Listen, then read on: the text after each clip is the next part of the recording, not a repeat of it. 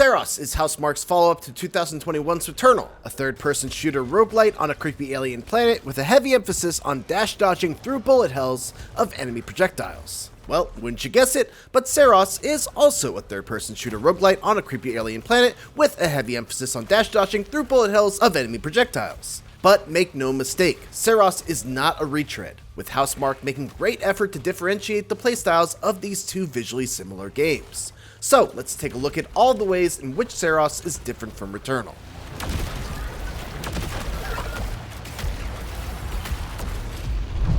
The big gameplay pillar that supports Saros' combat and everything else around it is the shield. By holding down the right bumper, lead character Arjun Devraj will pull up a projectile absorbing shield. While Celine's only defense against bullets was dodging around them or through them, Arjun can hold his ground and just pull up a shield to absorb blue and eventually yellow bullets. Both colors will fill up a power meter that can be used to fire off Arjun's strongest weapons, but only blue bullets can be absorbed without penalty. Sucking in yellow bullets will take on some corruption that will temporarily reduce Arjun's max life. As with most design decisions in Saros, it all comes down to risk versus reward. Do you simply get out of the way of those yellow bullets, or do you absorb them to fill your power meter at the risk of having to go through the next few combat encounters with a dramatically diminished life bar? The addition of the shield makes it so that enemies can get a little crazier with their attacks, so expect bullets to come faster and in much larger quantities in Saros compared to Returnal. And always have your finger hovering over the shield button to bring it up on a split second's notice. Consumables were a powerful tool of Celine's that allowed her to use single-use boons that could be used to turn the tides of a combat encounter, either by instantly clearing out all turrets, giving a large burst of healing, or instantly removing all malfunctions.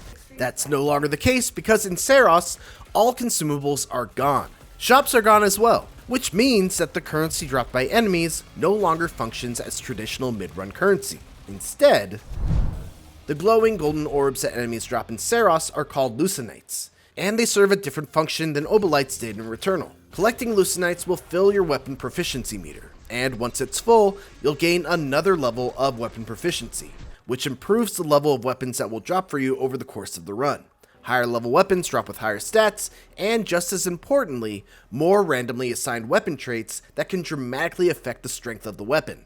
After a run, you take either all or a portion of your Lucenite back with you to your home base, the Passage, and can spend it on the armor matrix to further improve your character with permanent enhancements.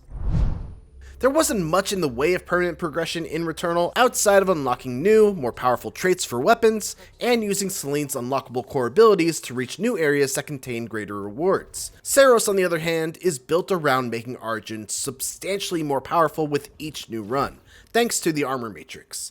In between runs, you can talk with the AI, primary, to spend your collected Lucenite to work your way up a massive skill tree, with the small upgrades granting you minor increases to your 3 core stats and more bonuses at the start of each run, while the larger and more run-defining upgrades require a rare resource known as Halcyon. Each tier on the skill tree is blocked by a node that requires you to beat the next big boss in order to unlock it, so there's a steady stream of new unlocks waiting for you at every milestone. Returnal's method of handling health restoration was a little unique in that if you picked up either a resin or a health restorative while you were at full health, it would fill a bar on the side of your health meter, and if you filled 3 of those bars, you'd get a maximum health increase, giving players even more of an incentive to not get hit.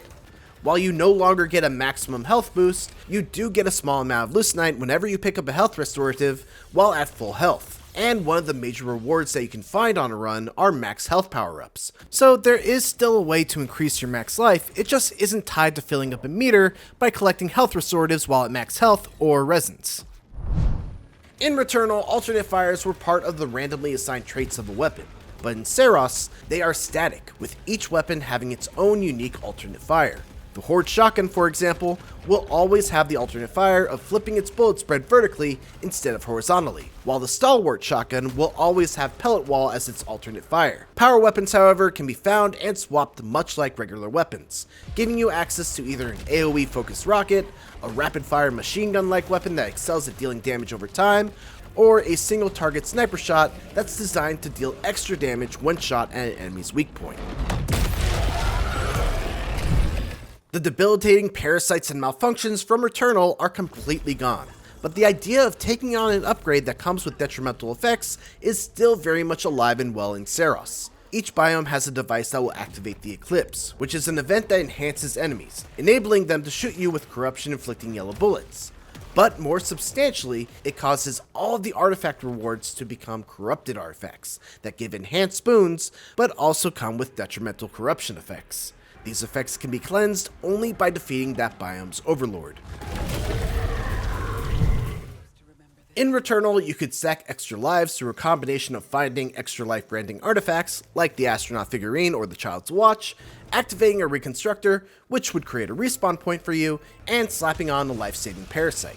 In Saros, you only get 1 second chance, and that's it. This second chance can be restored by completing optional challenge rooms called Nightmare Strands, but you can never have more than 1 extra life at a time.